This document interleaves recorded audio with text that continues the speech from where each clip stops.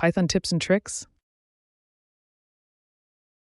Discover 5 practical Python examples for everyday tasks, from filtering lists to error handling. These tips are explained simply, perfect for beginners. This snippet uses a list comprehension to filter out even numbers from a list. It goes through each number and checks if it is divisible by 2.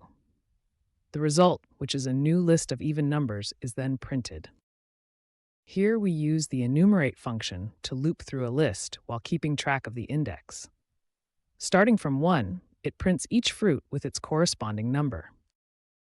This example demonstrates the use of the zip function.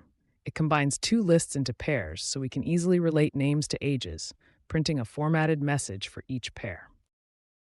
Using f-string formatting, this snippet creates a neat output message. It embeds variable values directly into a string, making the code more readable and concise.